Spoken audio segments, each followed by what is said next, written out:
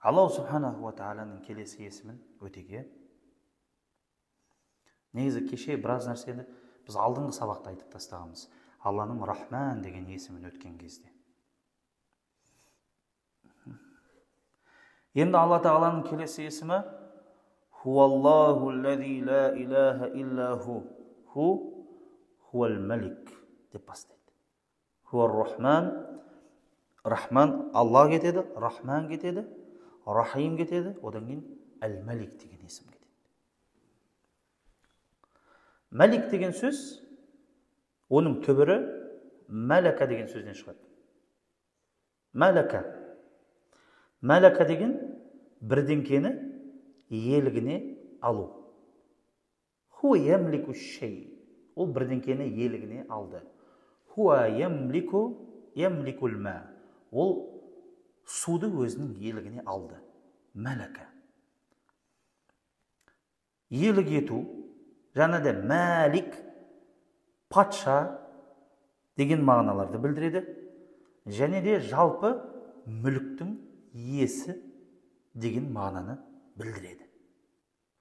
Алла тағала қасиетті Құран кәрімде Әл-Малик деген атты көп жерде пайдаланған.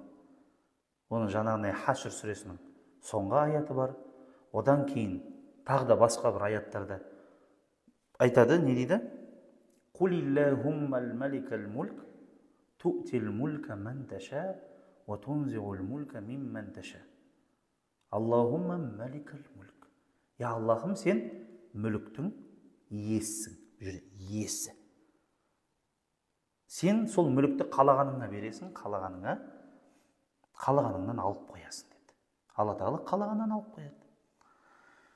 Және де пайғамбарымыз саллаллаху алейхи уассаламның хадистерінде де көптеп кездеседі. Пайғамбарымыз айтады, Алла тағаланың құзырында ең жек көрінішті есімдердің бірі Әл-Маликул мульк. Біреу өз-өзін патшалардың патшасымын деп атаса. Алланың құзырында ең жек көрінішті нәрсе дейді бұл. Сол себепті біреу өзін мәлік деп атаса болады. Қазақта бар ғой мәлік деген ат. Мәлік деген патша деген сөз ғой негізінде. Бірақ Маликул мульк, патшалардың патшасы деп атауға болмайды екен де. Және де біз де сөйтіп жаңағындай кейбір кезде байқаймын, біз балаларымызды сөйтіп еркелетіп қоямыз да кейбір кезде. Патшалардың патшасы деп жаңағы. Көкөнайда көкөнай, ар жағынан патшалардың патшасы деп қояды. Патша де патшалардың патшасы деп айтты. Өйткені хадисте нақты не деп келіп тұр?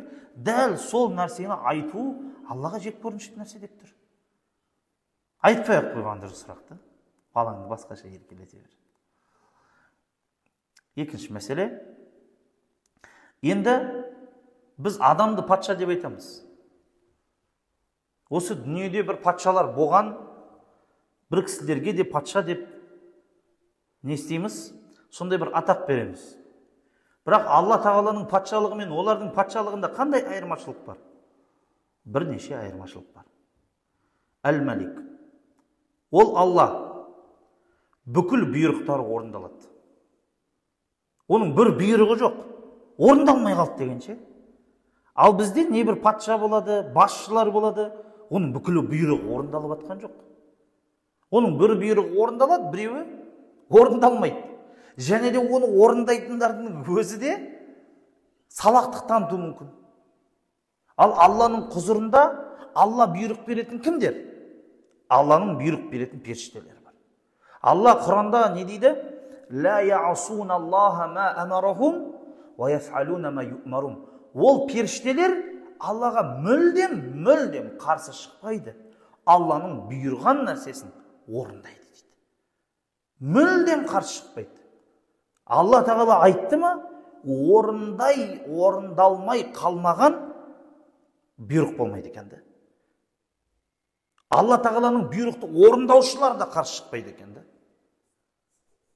Және де сіз егер патша болсаңыз, сіздің бұйрығыңызды орындағысы келіп орындалмай қалғандар болады. Және де мүлдем орындағысы келмей де орындамайтындар болады. Ал Алланың құзырында орындағысы келмейтіндердің өзі орындап кетеді. Неге? Өйткені Алла тағала барлық мүліктің иесі Алла тағала. Алла бол деді ме, бүкіл нәрсе болады бітті. ешқандай нәрсе бола алмай қалды, орындалмай қалды, жүрмей қалды, болмай. Алланың құзырында ондай нәрсе жүрмейді, бауырлар. Сол үшін Алланың патшалығы абсолютный.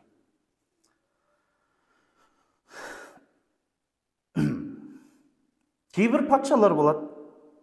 Олар бұйрықтары мен тыйымдарын орындата алатын болады. Және де ол бұйрықтарын орындатуда түрлі әдістерді пайдалану мүмкін. Сөзді, істі, бірақ Алла Тағала, Субханалла, Алла Тағала кез келген нәрсені орындауда Алла Тағала білесіздер, тіпті сөзге де негіз мұқтаж емес. Құрандағы егер Алла бірдеңкені қаласа бол деп айтады дегені, ол Алла Тағала әрбір бұйрықты орындайтын кезде бол деп айтады деген сөз емес. Ғалымдарымыз не дейді? Бұл не үшін айтылып отыр дейді? Бұл жай ғана біздің ойымызға тез жету үшін, Алланың бұйрығы тез орындалады, және де жеңіл орындалатын жеткізу үшін дейді. Ал асылында Алла Тағала өйтіп айтуға да мұқтаж емес. Мына біреулер болады ғой, бір ағаларымыз. Мен дейді жаңағы жеңгеңді бұлай ұстайын деп қояды ғой, жаңағы. Қалай десе, көзіммен жүгіртем деп қояды жаңағы. Деп қояды, бітті түсінеді барлығы. Аңдап түсінеді деген сияқты ғой, барын көрдіңіз бе? Алла Тағала әлде қайда ондай мысалдардан жоғары. Және де Аллаху Субханаху ва Тағала басшы, және де өзінің басшылығында, өзінің басқаруында, өзінің патшалығында Алла ешқашан шаршамайды, және де жалықпайды. Ал адам баласы не істейді? Патшалар кім болып кетсең де отпускқа шығасың, демаласың, массажға бару керек, емделу керек. Алла Тағала ондай нәрселерден ада. Ол қалқып та кетпейді, оны ұйқыда алмайды. Пайғамбарымыз саллаллаху алейхи уассалам не деді? Әл-бирру ла ябла, вәл-исму ла янса деді. Жақсылығың сенің зая кетпейді, жамандығың сенің ұмытылмайды. Вәд-даяну ла янам дейді. Ал сені есепке тартатын ешқашан ұйықтамайды дейді. Ифхал кама шит кама tudayinu tudan дейді. Қалағаныңды істей бер, Алланың алдында қалай, өз-өзіңді қалай есепке тартсаң, солай есепке тартыласың дейді. Сізді есепке тартатын Алла еш нәрсені мүлт жібермейді. Және де неге Алла Тағала патша? Неге Алла патша?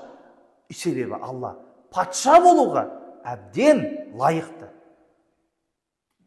Оның бір себебі ол осы бүкіл нәрсенің жаратушысы өзі еткені. Мысалы қараңыздар.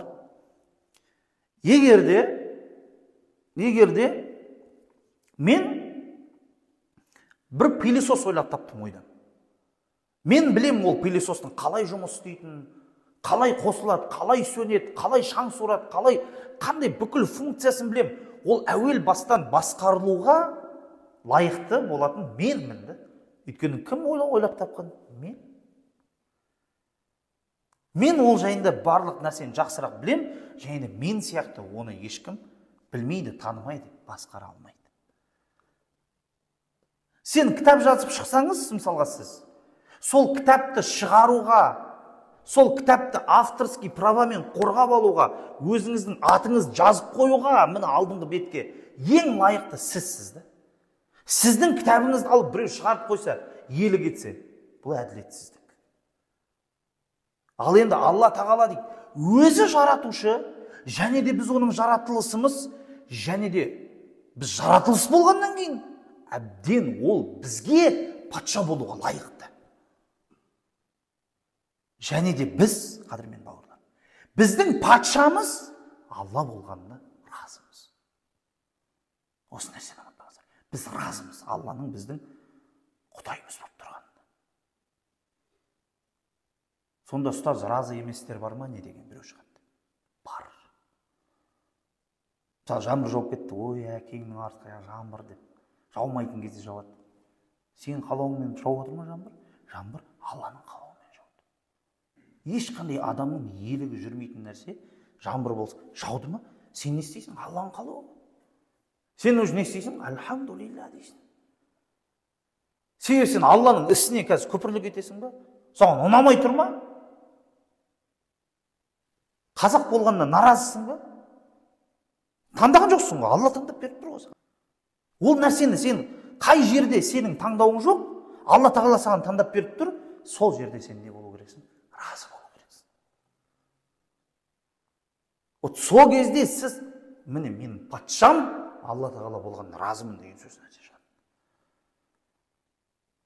А бізде көп сұрақ көп. Анау неге былай, мынау неге былай, неге мынау бүйтеді деген сияқты. Адам өзінің ақиқатын түсінбей жүр ғой. Біздің ақиқатымыз не? Біз ақиқаттың құлымыз. Кімге? Алланың құлымыз. Біреулер ойлап жүр араб құлдар деп. Біз Алланың құлымыз, өзге біреуге құл емеспіз. Ал Аллаға құл болмағандар өзге барлық нәрсеге құл болады. Аллаға құл болған деген дүниенің құлы емес деген сөз. Әйелдің құлы емес деген сөз. Нәпсінің құлы емес деген сөз.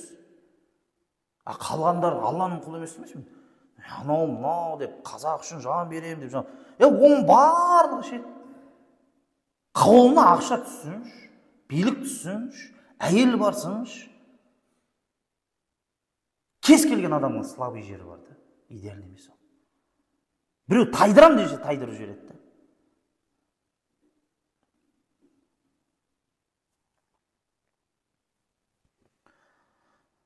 Демек, Алла абсолютті патшалықтың иесі. Және де ғалымдар тағы не дейді? Мынандай нәрсе бар. Шынайы патша ол Алла тағала. Алланың шынайы патша екенін мойындаған адам өзінің құл екенін мойындайды. Себебі біз басында айтқанбыз, Алланың бай екенін түсінген адам өзінің кедей екенін мойындайды. Алланың жаратушы екенін мойындаған адам өзінің жаратылысы екенін мойындайды. Алла тағаланың жомарт екенін мойындаған адам өзінің сараң екенін мойындайды. Өйткені сенің қылып жатқан жомарттығың Құдайдың жанында ештеңе емес деген сөз. Дәл солай Алланы патша деп таныған адам өзін құл ретінде мойындау керек.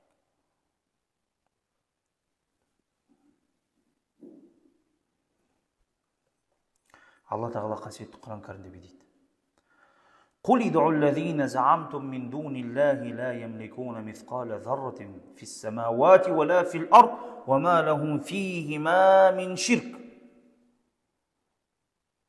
Субханалла, қараңыздар. Құл дейді, айтшы оларға дейді, пайғамбарымыз саллаллаху алейхи вассалам айтты: уд'у аллазина заамтум мин дунилла. Алладан басқа құдай бар деп жүрген адамдар бар ғой дейді. Соларға айтшы, қане сендердің құдайларың? Көрсетіңдерші. Және де ақиқатында сендердің құдайларыңда ла ямликуна мисқала зарра. Оларда шаңның тозаңындай да ешқандай мүлік жоқ дейді.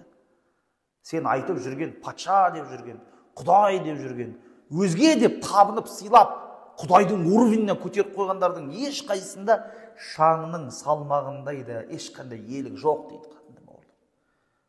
Ол шынымен де солай да. Алланың құзырында барлығы әлсіз. Кім? Дауд пайғамбар. Соның кезінде залым патша болды. Сол кезде Даудқа қайта тиісе беріп бір күн не деді? Екеуміз кездесеміз деді. Сен құдайыңды алып кел деді, мен өз әскеріммен келем деді. Көреміз кім жеңетін деді. Өзің талпа әскерін алып келді. Өмір ешқашан жеңіліп көрмеген. Дауд ол жерге барған да жоқ. Аллах субханаху ва тағала нені жіберді дейді? Кішкентай ғана ызылдап тұрған масаны жіберді дейді. Деп келді да, қайда құдайың деп тұрған кезде құлағын алып кіріп кетті. Кірді, сөйтіп басында ызыңдап жүр дейді. Зыз деп мына жерден бастан ызылдаған дыбыс кетпейді екен де. Ызылдай береді. Ана жерден кетіп қалған бас деген ауыра береді. Сөйтсе келіп біреу бастан дарсылдатып ұрса ғана кішкене жеңілдейді екен де. Кішкене жеңілдейді екен. Бірақ қоймайды дейді да. Жеңілдеп, бүйтіп, сөйтіп уже емделмейді. Анау ызылдаған дауыс бірақ бүкілін жеп баратыр. түбінде не дейді? Басын шабыңдаршы деп айтты. Келді де басын шауып жіберді дейді. Бітті. Алла Құранда Инна Аллаха ла ястахи ан ядриба масалан ма баудатан фама фауқаха. Шынында да Алла Тағала мысал ретінде тіпті масаны да келтіруге ұялмайды дейді. Керек па? Масаның өзін дәу кім болып кетсең де, кішкентай масақ жібере салады. Дәу кім болып тұрсың ба? Кішкентай ғана өкпеңде тас. Анау кіші дәретін шығатын жерден кішкентай ғана тас, кішкентай ғана опухоль болмайтын бір кітақандай жара бүкіл мазаңды алып бітеді. Алланың құдіреті. Сол үшін Алланың патшалығындай патшалық жоқ. Алланың патшалығы қандай? Алла абсолютті патша деп отыр. Неге? Өйткені бүкіл Алланың құзырында, тіпті кім? Біздің өзімізді. Абай атамыз не дейді? Мынау менікі дейсің дейді. Мынау менікі дейсің, аяқ менікі дейсің. Өзің сонда кімдікісің дейді. Өзің Құдайдікісің. Алла Тағала қасиетті Құран кәрімде қараңыздар, қандай патша екенін білдіртіп қойып отыр. Құранда Бану Исраил деген қауымның оқиғасы айтылады. Сөйтсе, Бану Исраил деген қауымның оңбаған қауым екенін түсіну үшін Бақара сүресі өзі 49 беттен тұрады. 2,5 парада, бір парасы Бану Исраил қауымы жайына арналған. Қандай оңбаған адамдар екенін білу үшін тек қана сол бір парасын оқып шықсаң жеткілікті дейді. Мұса қандай нәрсе алып келеді, Құдай қандай нәрсе береді, тек күпірлік ете береді. Сонда оңбаған қауым. Яһудилер. Алла Құранда дейді, бір күні бүйтіп айтты Бану Исраил қауымына. Болды деді, бір сынақ жіберіп жатыр. Сендер сенбі күні балық ауламаңдар деді. Сенбі күні балық ауламаңдар деді. Басқа күн аулай бер. 6 күн беріп тұрмын саған, аулай бер деді. Аузбилля, қарасы күпірліктерін. Не істеді олар? Кім біледі? Жұма күні барып, ауларын лақтырып қойды. Сосын біз аулап жүрген жоқпыз дейді. Сіз не? Жексенбі күні барып, ауларын алып алады балықтармен. Ойлады, Құдайды алдап жатырмыз. Алдап кеттік. Аулама деді, саған Құдай істеме деді ғой. Бол жоламасай. Жоқ. Алла қандай жаза жіберді? Құранда айтады. وَلَقَدْ عَلِمْتُمُ الَّذِينَ اِعْتَدَوْا مِنْكُمْ فِي السَّبْتِ. Алла Тағала сендердің сенбі күні бүлдіріп жүрген нәрселеріңнің барлығын біліп жүр. فَقُلْنَا لَهُمْ كُونُوا قِرْدَةً خَاسِئِينَ дейді. Сол кезде Алла Тағала бұйрық берді дейді. Болды дейді. Сендердің жазаларың кім боласыңдар? Маймыл боласыңдар. Ел жұртқа жек көрінішті болып көрінетін маймыл боласыңдар дейді. Куну болды. Маймыл болыңдар дейді. Міне қараңыз. Қол, аяқ, алтта адам маймыл боласыңдар.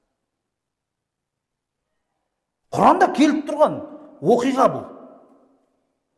Сол кезде хосиин, қил, имам Мужахидтар, Абдулла ибн Аббастың шәкірті не дейді?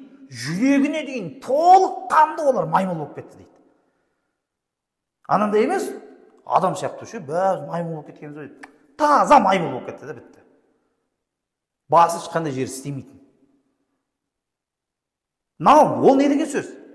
Алланың патшалығы сондай, мына сенің қолың, басың, миың, көзің, ауыз, бұның барлығы Алланың иелігінде. Алла бұны қалай, қандай нәрсе қылам, қалай қисайтам, қандай нәрсе қылып жіберем әп сәтте. Ойланбайды, Құдай бол дейме бола салады бітті.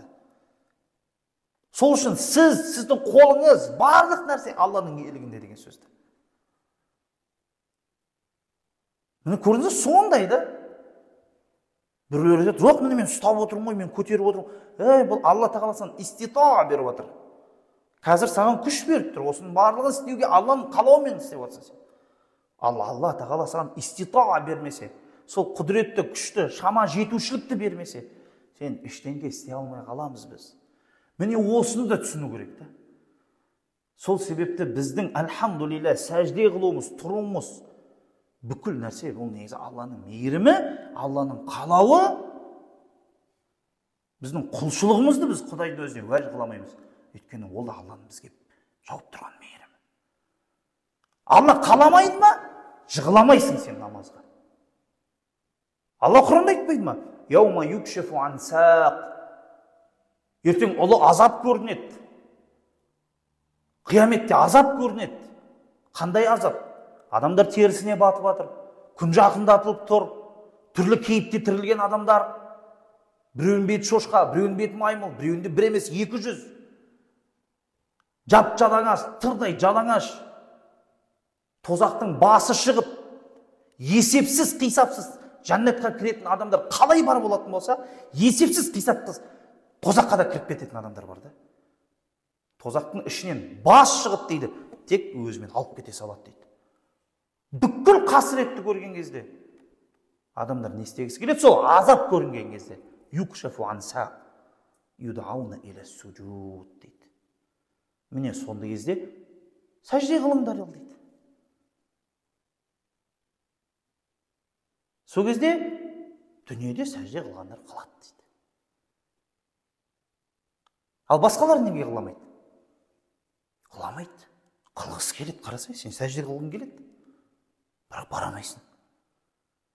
Барамайсың. Құдай беріп тұрған жоқ. Хошиатан абсарухум тархақуқум зилла. Көздерінде қорқыныш. Тархақуқум зилла. Өз-өздерінің төмен ұстап тұр. Көздерінде қорқыныш төмен ұстап тұр. Уақада кану юдауна иля суджуди уахум салимун. Сау болған кезде шақырылып едің ғой сен сәждеге.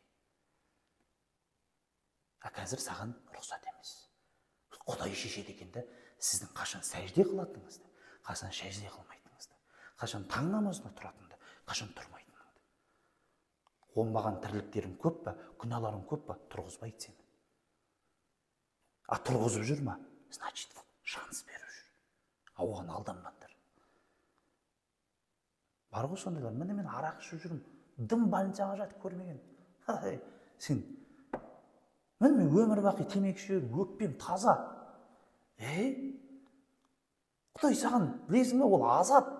Саған әдейі денсаулығыңды күшті қылып қойып беріп жатыр да, сен арақ ішкен сайын дым құртылмайды. Сен одан сайын көп іше бересің. Не үшін? Азабыңды күшейту үшін. Сол үшін Термизиде қандай хадис бар? Адамның ең жақсысы дейді. Ман тола умруху ва хасуна амалуху. Ең жақсы адам, өмірі ұзақ болған адам, өмірі ұзақ болғаны себепті жақсы амалды көбірек жасаған адам. Ал ең жаман адам, өмірі ұзақ болған адам, өмірі ұзақ болғаны себепті күнәні де көбірек жасаған адам дейді. Сөйтсе, айтылатын тойдағы тілек бар ғой, өмір жасың ұзақ болсын деген. Жеткіліксіз тілек екен де ол. Өмір жасың ұзақ болып, сол өмірің берекелі болсын деп арғарай қосу керек екен де. Өмірің ұзақ болып, бірақ сол ұзақ өмірің себепті күнәларың да көп болса, онда сен ұзақ ғұмырыңнан ешқандай берекет жоқ, бауырлар, құтылып кеттік деп мәз болмау керек, көрдіңіздер ме? Аллаға шүкіршілік. Ибн Раджаб кітабында келтіреді ғой бір. Енді Исраилият хабар, сол Мұса айтады ғой, я Расулалла, я Аллах Тағалам дейді.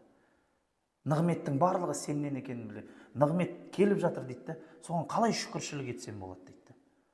Менен екен білсем болды дейді. Сен ғой деп. Біз мен деп қаламыз ғой. Өз ақылыммен таптым дейді. Қатыстым, курстарға қатыстым, бүйттім, сөйттім. Короче, чисто сам дейді ғой жаңа. Бар ғой сондайлар, иә? Чисто своим потом, брат, никто не помогал деп бай жаңа.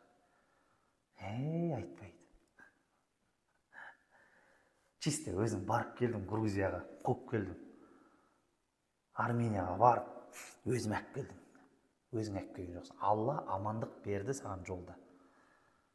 Айтпесе барып қайтып келмей жатқандар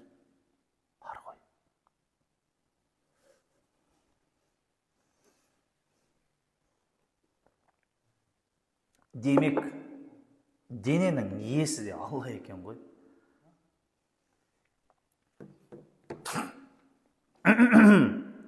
Білесіздер, Алла тағала Құранда кімнің да мысалын келтіреді ғой? Мұса пайғамбардың.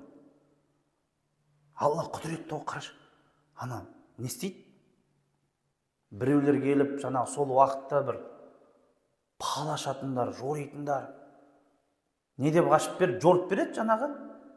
Бәленің барлығын ұлдардан көресің деп ше. Бір ұлдан көресің, байқа деген кезде не істейді? Юзаббихуна абнаахум ва ястахюна нисаахум, Құранда келеді. Кішкентай сол уақытта туылған балалардың барлығын өлтіріңдер дейді. Кішкентай балалардың барлығын өлтіріп шығып жатыр. Туылып жатқан кішкентай бір қыз балаларды тірі қалдырып жатыр. Сол кезде Мұсаның анасы не істеді дейді? Алды да кішкентай баласын орады. Құранда бар да, баг орады да суға ағызып жібере салды. Сөйтіп жаңағы судың ағысымен келіп Фирауынның өзінің қолына түсіп, сол жерден өсіп шығады ғой. Ал енді айтады да, ал Фирауынның өзінің бүкіл әскерімен зор қуатты болып тұрса да, топан суға әп-сәтте болып кетті.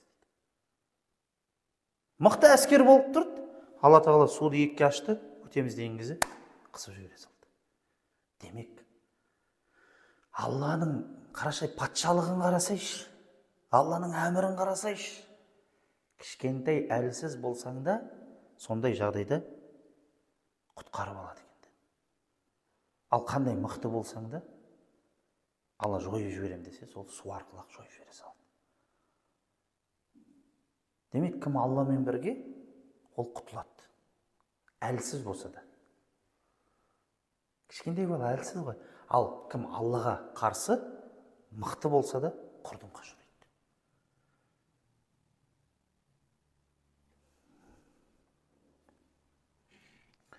Демек, Аллаху субханаху ва тағала барлық мүліктің иесі деген осы.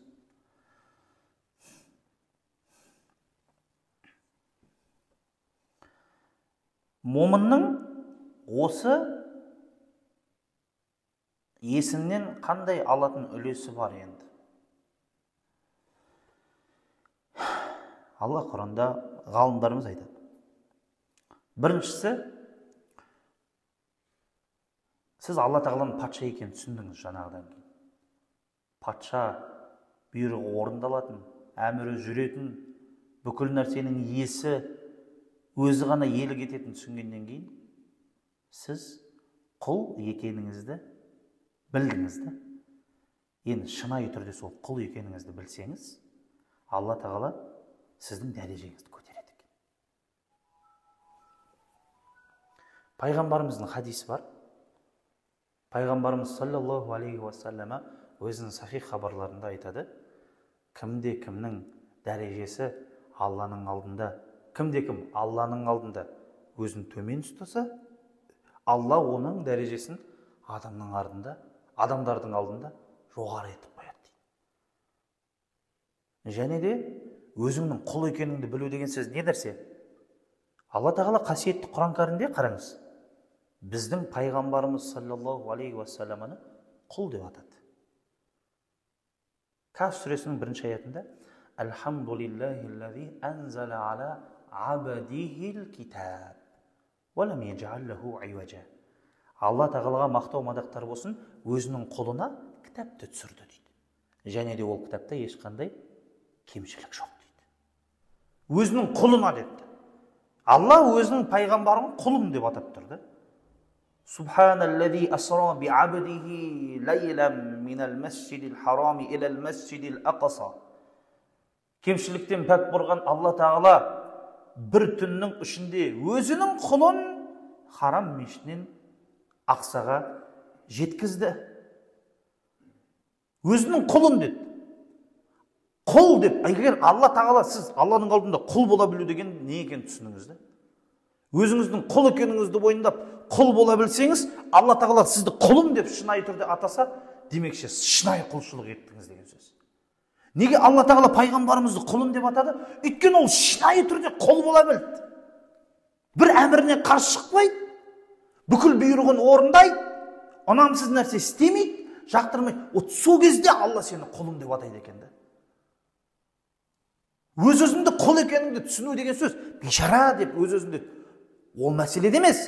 Өзіңнің Алланың құзырында шынымен де мен құл болсам, осы патшаның бұйрығын неге орындамасқа? Осы патшаның бізге парыз еткен нәрселерін неге орындамасқа? Арам деген нәрселерін неге тыймасқа? Алла Тағала сол кезде дәрежеңізді көтереді екен да. Өйткені кім не деді? Омар. Біз деді, біз. Қашанда ұлылықты басқа нәрседе іздейтін болсақ, Алла Тағала біздің дәрежемізді түсіріп қояды. Ал қашанда біз ұлылықты исламнан іздесек, Алла біздің дәрежемізді көтеріп қояды. Міне бауырлар, шынайы құл бола білу. Біз Алла Тағаладан соны сұрау керекпіз. Екінші, бұл есімнен тағы да қандай үлес аламыз? Ғалымдарымыз дейді, сен бұл дүниеде бәлкім шынайы патша емессің. Басқа патшалар сияқты. Өзге патшалар бар, бастықтар бар, компанияның президенттері бар, директорлар бар, түрлі-түрлі. Олар ол өсі дүниеде бір кішігірім патшалар. Бірақ ғалымдарымыз, оның ішінде имам Абу Хамид әл-Ғазали рахимахулла, өзінің нәпсісін бағындырған адамды патша деп айтты. Демек, неге айтып отырмын? Өйткені біз бірінші сабақта имам Термизиден хадис келтіргенбіз. Алланың есімімен сипатталыңдар деген пайғамбарымыздың хадисі бар. Алла Тағаланың көркем есімдері сендердің бойларында табылатын болсын. Алла мейірімді, сендер мейірімді болыңдар, сабырлы, сабырлы болыңдар, жомарт, жомарт болыңдар, кешірімді, кешірімді болыңдар. Дәл солай Алла патша ғой. Сен де бұл дүниеде патша бол. Қандай? Өзінің нәпсісін бағындырған. Сол имам Ғазали Мақсидул Асна деген кітабында келтіреді. Бір патша келді да дейді, бір ғалымға келіп айтты дейді, сен меннен не қалайсың дейді. Сұра, меннен не қалайсың, мен патшамын деп айтты дейді. Сол кезде мана ғалым айтқан екен, сен мен үшін патша емессің. Себебі сені басқарып тұрған екі нәрсе бар, оларды мен басқарам деп айтты дейді. Не десе, біріншісі шахуат, екіншісі сараңдық деп айтты дейді. Сенің шахуатың бар, нәпсі қалауың қатты. Сен нәпсіңнің қалауын ерік бере алмайсың сен. Қаладың ба істейсің сен. Зина аладың ба істейсің. Өлтірдің келдің ба өлтіресің. Тартып алғың келдің ба тартыласың. Өз нәпсіңді ұстай алмайсың сен. А мен оны бағындырып қойғам. Екіншіден сен не кімсің? Сараңсың сен. Яғни сен дүниенің құлысың. Ал мен дүниенің құлы емеспін. Мен жомартпын. Мен ол қасиетті бағындырып қойғам. Айналайын, сен патшамын деп жүрсің. Сені басқарып тұрған екі нәрсені мен басқарып тұрмын. Маған сенен еш нәрсе керек емес деп айтты. Сол себепті бауырлар, небір патшалар бар шығар. Бірақ шын айтайын, олар нәпсінің құлдары. Алла Тағала Құранда «Афараайтум» сондай адамдарды көрмеп беріңдер. «Мән иттахаза илахаху хава» өзінің нәпсі қалауларын құдай қылып алды дейді. Басқа бір аятта Алла Тағала не дейді? «Әлем ахада илейкум я бани адама» мен адам баласынан серт алған едік біз дейді. «Әллә та'буду шайтан» деп, шайтанға ешқашан табынбаңдар деп. Демек ғалымдарымыз не дейді? Имам Ибн Раджаб шайтанға табынатындар бар дейді. Пайғамбарымыз хадисінде динар мен дирхамның құлы болмаңдар деді. Демек ақшаның құлы болып жүргендер бар. Қалай оны сен патша деп айтасың да? А сен нәпсіңді бағындырсаң, сен Алланың құзырында осы дүниедегі патшасың. Себебі біреулер таятын нәрседе сен тайынып кетпейсің.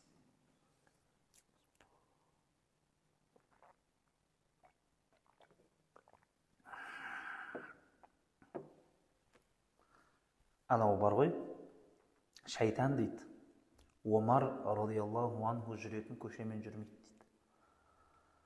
Шайтан Омарды көрсе қашады дейді. Бар ғой сондай сөздер.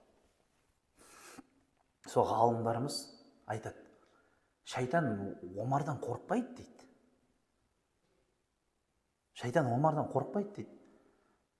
Просто шайтан біледі дейді. Омарды азғырғаннан ешқандай пайда жоқ. Сен барасың дейді, бүйтіп, ей Омар, анау мынау деп уәж-уәж дымға көнбейді дейді. Яғни шайтан Омар жүретін жолмен жүрмейді дегені, шайтан біледі дейді. Омарды азғырудан ешқандай пайда жоқ. Өйткені ол сенің азғыруыңа не істемейді? Көнбейді ол сенің азғыруыңа. Кет бір деп жүре береді, өзінің шаруасын істеп. Өйткені ол не істеп қойған? Шахауат пен нәпсіні өзіне бағындырып қойған адам. Тағы да бір нәрсе. Алладың, адамның осы есімнен алатын тағы да қандай үлесі бар деген кезде, Алла патша. Патша деген қандай болады? Мұқтажсыз болады. Патша деген қалай болады? Мұқтажсыз болады, бауырлар. Демек, яғни мұқтаж деген нәрсе болады, біреуден постоянно бірдеңе сұрайсың, керек жарағым бар, анау керек, мынау керек деп, әркімнің алдына бара береміз, жалтақтап тұрыс қой. Ал патша деген ол ешкімнің алдына бармайды, тұрыс қой. Енді имам Бухариде келетін хадис бар. Біз де сондай мұқтажсыз болу керекпіз. Өйткені хадисте не дейді? Мән ястағни юғнихилла дейді. Кім өз-өзін мұқтажсыз қылып ұстайтын болса, Алла оны шын мәнісінде мұқтажсыз етеді дейді. Сен өзіңді сондай халде ұстасаң, мұқтаж емес жан ретінде өз-өзіңді көрсетіп, сондай мұқтаж емес қылып ұстайтын болсаң, Алла шын мәнісінде саған мұқтаж болмайтындай өз жәрдемін беріп қояды. Шынымен сенің ешкімнің алдына барғызбайды. وَمَنْ يَسْتَعْفِفْ يُعَفِّهُ اللَّهُ. Ал кімде-кім біреудің алдында жалтақтап, дәметіп, дәлемеждеп, бірдеңке сұраудан тыйылса, Алла оны сұраусыз сондай адам етіп қояды. Өз жүрегіңе сол береді состоянияны жаңағы. Сен жүрегіңе береді, и сен шынымен де ешқашанда ешкімнің алдына апармайды сені Құдай. Қандай жағдай болсын сен бармайсың, қандай жағдай болсын сен сұрамайсың, сол нәрсені ұстансаң, Құдай сені шынымен де ешқашан ешкімнің алдына апармайтындай етіп, ешқашан ешкімнің алдында сұрамайтындай етіп қояды дейді. Риаду солихинда келеді бұл хадис. Бастапқы баптарында, сабырлық бабында келеді. Астында муттафақун алейхи шатысы, Бухари, Муслимде келеді бұл хадис. Сол себепті осы есімнен алатын үлесіміз осы да. Бұл еще мұсылмандарға мотивация қай жағынан? Өзің істе, еңбектен, жұмыс жаса. Ешкімнің алдына жалтақтап бара берме, көзің жәутеңдеп деген сөз ғой. Мешітке келетін жігіт, қандай керемет деймін да. Жаңағындай бірдеңкенің маманы мұсылман болып тұрғаны. И ол біреудің алдына емес, бүкілі соның алдына барып тұрғаны. Қандай керемет нәрсені. Бұл осындай нәрсеге мотивация. Өзің мықты бол. Адамдар, сен адамдардың алдына емес, адамдар сенің алдыңа келетін болсын. Міне осы ғой негізі. Сондай мықты бол, сен адамдардың алдына емес, адамдар сенің алдыңа келетін болсын. Ғалеке проблема бар деп. Сіз біреуге бармаңыз, проблемам бар деп. Сізге келсін. Сіз шеше алатыныңызды біліп. Жоқ, сондай мықты болу керек. Анау Алихан Бөкейхановтар, Алла разы болсын, алаштықтар сөйтіп жинаған ғой. Ахметті олар жаңағы білім министрі қылып. Мақтылар жинап алғанда, жан-жаққа тоқ министр қылып қоя бергенде. Адам өзінің ісінің маманы да нағыз. Ештеңке дей алмайсың да. Сол ештеңке дей алмағаннан көздерін құртып отыр ғой, күш салып. Айтпесе, ты че анау арыстар? Біліммен жеңе алмайсың ешқашан оларды. Кешеде айтып жатыр да, Сол Семей өңірлерінде, өлкелерде, сол жақтарда келіп патша үкіметі христиан дінін таратайын деп, әйгілі өздерінің мықты поптарын жіберген кезде, Абай атамыз келді да, тарс көрс бітті. Өзінің ұшақ жыл оқыған медреселік біліммен алды да үлкен поптарды құлатты. Закир Наиктар ғой сол уақыттағы. Ахмад Дидаттар ғой. Мен айтам, біз соларға жете алмай жүрік деймін да ол. Мен оны мойындаймын, ол жете алмай жүрміз біз. Құдай қуат берсін жетуге.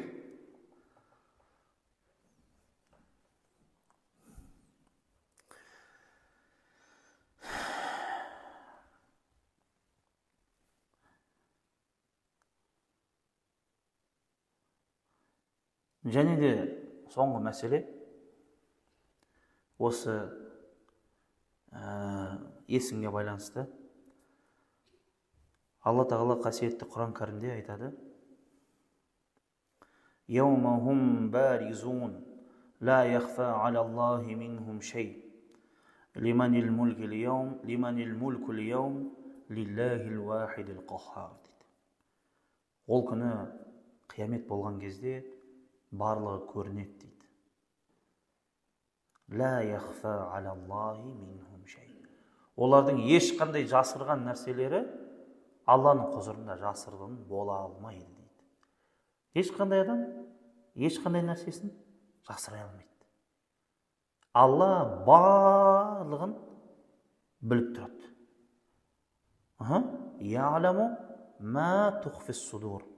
Мына жеріңде не жасырып тұрсың, барлығын біледі Құдай. Ойыңда не ойлап тұрсың, барлығын біледі. Жаман ой ма, жақсы ой ма. Ал қияметте оның барлығы ашкерелей күйде көрінеді. Енді Алла Тағала қасиетті Құран кәрімде не деді? Өз-өзін Малик яумиддин, қиямет күннің патшасы деді. Неге Алла өз-өзін дүниенің де, қияметтің де патшасымын деп айтқан жоқ? Жауап беріп тұрған жоқсыздар да? Өйткені неге қияметтің патшасымын деп айтты? Өйткені қиямет дүниеден артық. Ал қияметтің патшасымын деп айтқан адам дүниенікі деп та есептеле береді. Бейне біреу Ақорданың бастығымын десе, нені түсіндің? Бүкіл Қазақстанның басшысы екенін түсініп қалдың. Біреу бүкіл мәселе, бүкіл адамның мәңгілік ғұмыры шешілетін жердің патшасымын деп отса, демек ол барлық нәрсенің де патшасы деген сөз. Енді түсініп отырсыздар ғой, егер де біреу өз-өзін не мәңгілік жәннат, не мәңгілік тозақ, барлығын шешетін нәрсенің патшасымын десе, демек ол бүкіл нәрсенің патшасы. Өйткені мына өмір бәрібір сол өмірге дайындық. Сол себепті Алла Тағала не деді? Мен қияметтің патшасымын деді. Сол себепті Құранда не деп айтып жатыр? Ол күні барлығы көрініп, Аллаға еш нәрсе жасырын болып қалмайды. Және де сол күні Алла Тағала лиманил мулкул яум, кімдікі екен барлық мүлік бұл күні? Кім иесі екен? Кім патшасы екен? Кім бүгін бүкіл нәрсені шешетін? Кімнің бүгін ызыңдаған шыбынның даусы да естілмейтін күн бүгін? Хәмса дейді Құранда. Хәмс деген біреудің ызыңдап келе жатқан дауысы естілмейді дейді. Тиеш деген кезде болды. Тишина, суд идет дейді ғой жаңағы. Тиеш, суд, ешкім үндемейді. Тиеш деп айтпайды да уже.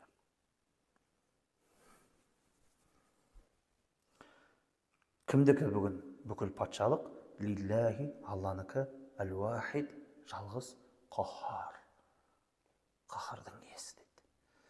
Аллаху субханаху ва тағала баршаларымызды осы есімнен өзіне пайда алатын, осы есімнен үлесі болатын, осы дүниеде шынайы халифа, патша, Алла Тағала жаңағы Марлан ағамыз айтып кеткендей, сендерді жер бетіне халифа етіп қалдырдық деді. осы дүниеге иелік ететін адам баласы. Алла тағала бізді осы дүниеде патша қылсын, арғы дүниеде Алланың абыройлы құлдары қатарынан етсін.